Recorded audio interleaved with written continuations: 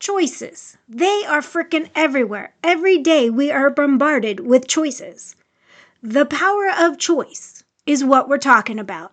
Not in a just try harder way, but in a how your brain actually works kind of way. Health is messy because life is messy, but we rise anyways, like a phoenix from the chaos, chasing wellness that actually fits our real lives, mind, body, and soul. I'm Jolene, nutritional therapy practitioner and fellow hot mess. I'm here to flip the script on health. On Messy Wellness, we rise from the ashes, embrace the chaos, fluff those phoenix rings, and fly into wellness with grit, grace, and zero F's given. Let's begin. Hey there. Let's talk about choices. Yep, choices, because wow, do we make a lot of choices every single day? And listen, we have talked about the power of choice before, but clearly it's time for a little refresh. Because if there is one thing I see over and over again, it's this. People are exhausted. Not from making choices, but from judging themselves for the choices they make. I see it played out all the time. Someone tells me, I'm so bad at making choices. And then they start going and describing their day. They woke up tired. They skipped breakfast because, life, and they're running late. And then they powered through all the stress their daily activities caused. And then they realized at 3 p.m. they haven't eaten a damn thing. So they go and grab whatever's closest to them, whatever was the easiest available. And then they start beating themselves up for what they just ate. That's not a bad choice. That's a body trying to survive throughout the day. But we don't talk about that part. We just slap a moral label on the outcome. So let me stop you right there. Before your brain jumps to all these conclusions, no, I am not about to tell you what you should or shouldn't be eating. No food rules, no good foods, no bad foods, no wellness gold stars. Nope. Today's about something a lot more powerful and honestly way more freeing. Today, we're talking about owning our choices. All of them. The ones that feel amazing, the ones you wish you could redo, and yes, even the messy, questionable, what was I thinking choices. Because here's the truth they don't say enough in the wellness spaces. You don't lose your power when you make an imperfect choice. You lose it when you pretend you didn't choose at all. Let me say that again. You don't lose your power when you make an imperfect choice. You lose it when you pretend you didn't choose at all. When you learn how to own your choices without shame, that's when everything starts to shift. Now, before we go any further, we need to clean something up. And it's not your diet. We need to talk about choice because somewhere along the way, choice got tangled up with morality. Good choices, bad choices, cheat meals, falling off the wagon. And suddenly, food isn't just food. It's a character assessment or assassination, depending on where your head is. So let me say this clearly. Choices are not a reflection of your worth. Let me show you how this usually goes. You make a choice. Then immediately your brain asks, was that the right one? And if the answer is no, the shame spiral starts. But what if instead of asking, was this good or bad, you asked, what information does this give me? Because choice isn't a test, it's feedback. When we treat choices like feedback instead of failures, we stay curious instead of defensive. And curiosity is where the change actually happens. And we're talking long-term changes. what you eat, how you move, whether you skip the workout or eat the cookie or order the takeout. None of that makes you good or bad, disciplined or weak. They're just choices. And choices exist inside real life. Life with stress, life with hormones, life with exhaustion, emotions, deadlines, kids, grief, joy, chaos, all of it. Most of us were taught that if we just made better choices, everything would fall into place. But what we were really taught was how to ignore the context those choices were made in. We were not taught how to choose when we were overwhelmed, or how to choose when we're dysregulated, or how to choose when our nervous system is screaming and our blood sugar is tanked. So instead, we blame ourselves. And here's the truth. When you remove shame from the conversation, choice becomes powerful instead of punishment. Choice isn't about control. It's about agency. It's about realizing I may not control everything happening around me, but I do have influence over my next step. Not the perfect step, not the Instagram-worthy step, the next one. And this is important because when choice is framed as morality, people shut down. But when choice is framed as information, people wake up. You stop saying, why am I like this? And you start asking, what does my body need right now? That question alone changes everything because empowered choices don't come from pressure. They come from understanding. And once you understand that, you stop trying to be perfect and you start practicing being present. And that's where the real sustainable wellness begins. I've shared in the past how a lot of my failures stem from me hiding. When there's too much pressure or too much visibility, I go into hiding because when people are looking at you, you feel judged. You feel the need to be perfect, to make perfect choices, to present however your image, and that was in quotes, should be. But as I shift to being present in life, in things I do, present in the choices I'm making, everything starts changing back to the way I want it to be, the way I feel the best. So we want to get to being present in our choices rather than focusing on being perfect. And this is going to lead us right into this next piece, which is our brain piece. Okay, this is where things start to make a whole lot more sense. Because if you've ever said, I know better, so why don't I do better? This part's for you. And no, the answer is not that you're broken or lazy or lacking discipline. It's your brain, specifically how it's wired. So let's use a really simple visual called an iceberg model. Picture an iceberg floating in the ocean. The little tip sticking out of the water, that's your conscious mind. That's the part of you that makes plans, that reads articles that say, this week I'm going to eat better. I'm going to go to bed earlier and I'm going to drink more water. The conscious mind is logical. It loves lists. It loves rules and it loves fresh starts. But here's the thing. That tiny tip above the water, that's only about 5 to 10% of what's actually driving your behavior. The rest of the iceberg, the massive part that's underwater, is your subconscious mind. Oh boy, and the subconscious mind, it runs the show. That's where your habits live, your emotional patterns, your stress responses, your comfort behaviors live, your survival wiring. That's all your subconscious mind. So here's the messy wellness translation. Your conscious mind makes the grocery list. So let's play this out. You go grocery shopping. You're feeling motivated. You buy the foods you feel proud. Fast forward to Thursday. You're exhausted. Your day exploded. Your nervous system's fried.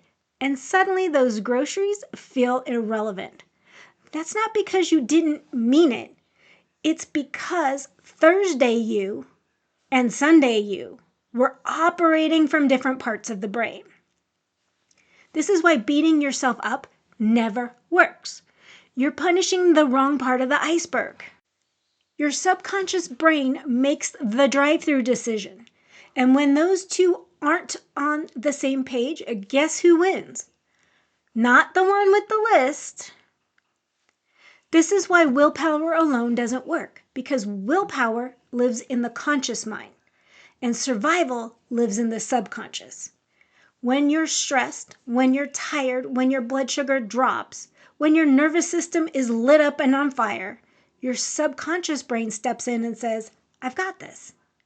And it doesn't ask what's best long term. It asks what feels safe right now, what's familiar, what will regulate me the fastest. That's not failure. That's biology.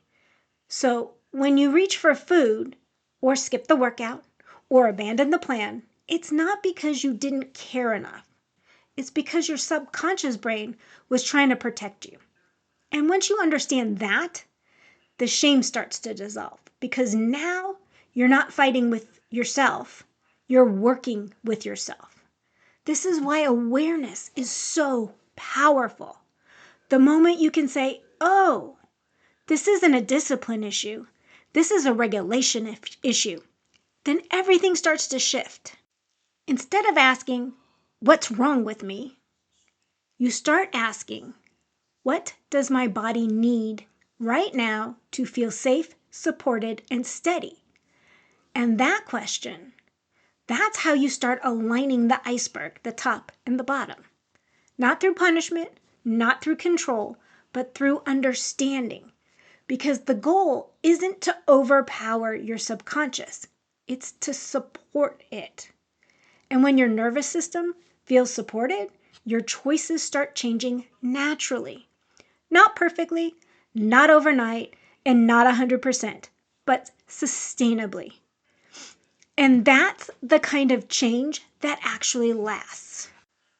So let's get practical, because empowerment without tools is just a cute idea.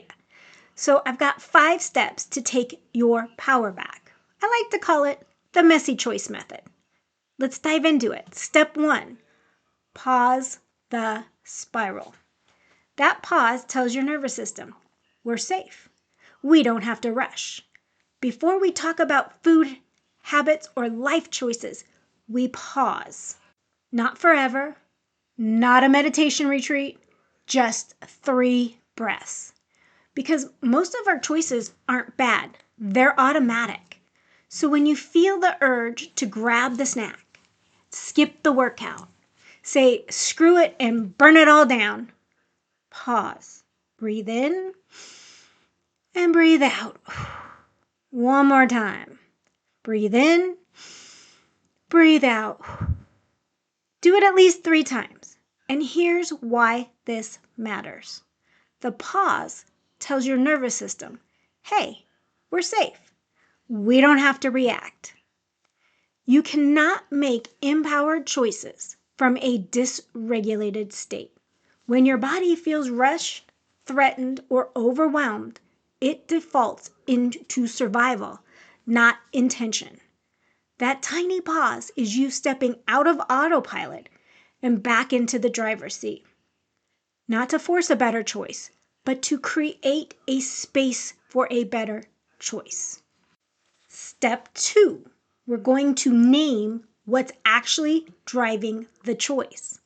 This is how you stop making food the villain and start addressing the real need underneath. Now ask yourself this, and be honest. Not dramatic, just honest. Am I actually hungry? Or am I tired, stressed, overwhelmed, bored, lonely, or just done with today? Because hunger isn't the villain. Stress isn't a mortal failure, and cravings aren't lack of discipline.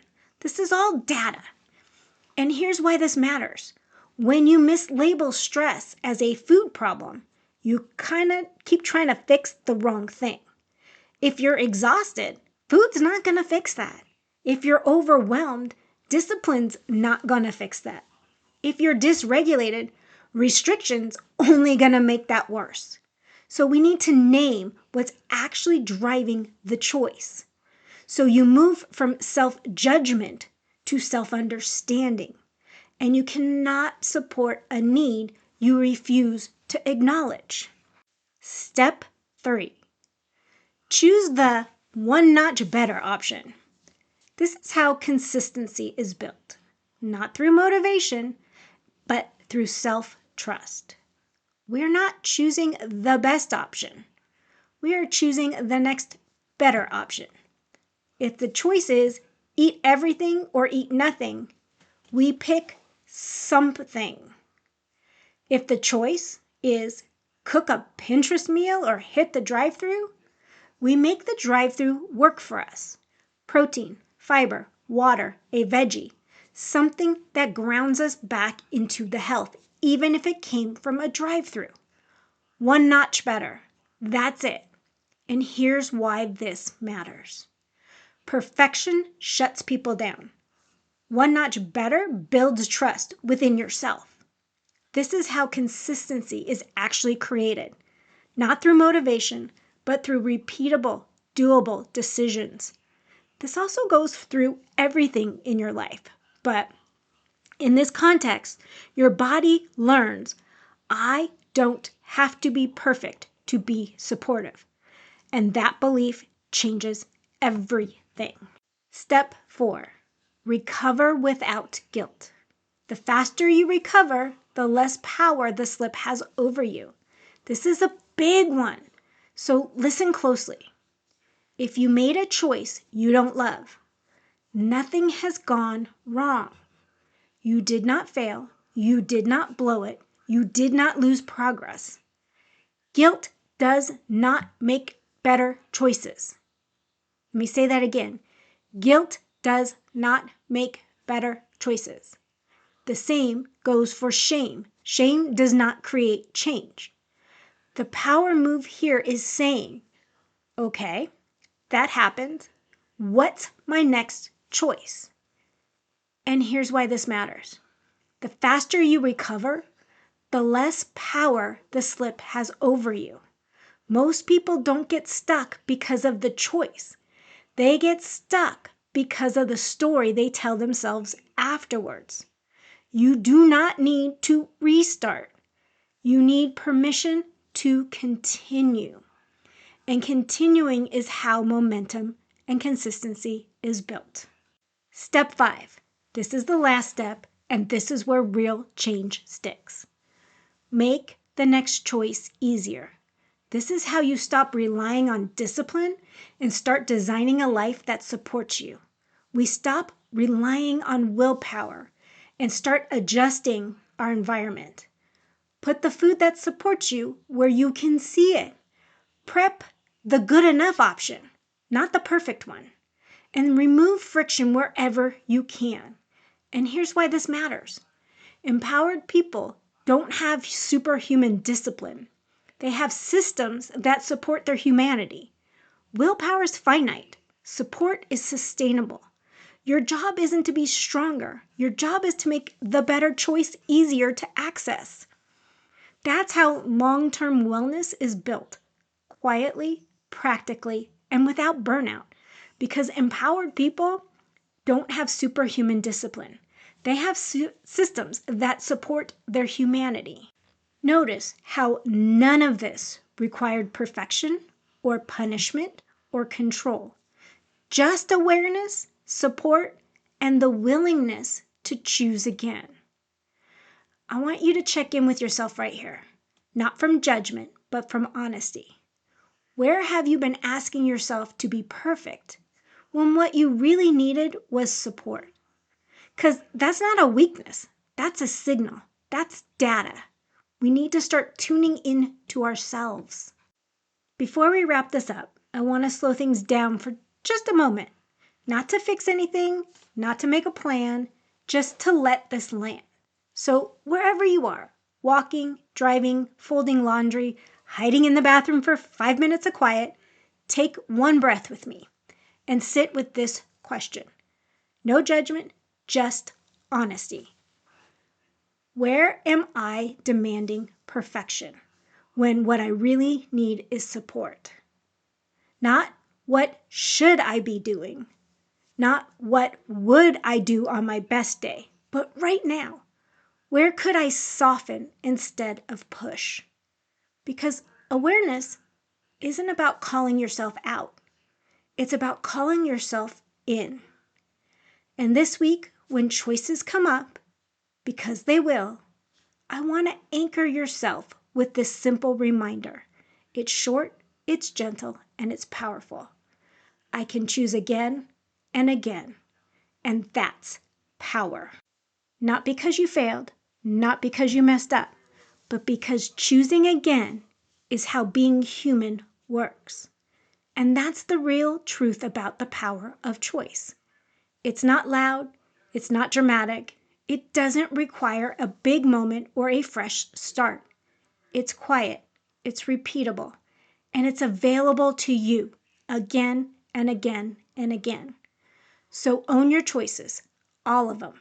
The ones that worked, the ones that taught you something, and even the messy, well, that happened ones. Because none of them take your power away. That's how you build it. And that's it, friends. Own the power of choice. I'll see you next time. Bye. Thanks for riding the Hot Mess Express with me today. If you snagged a nugget of wisdom, a laugh, or just felt a little more seen, my mission was accomplished.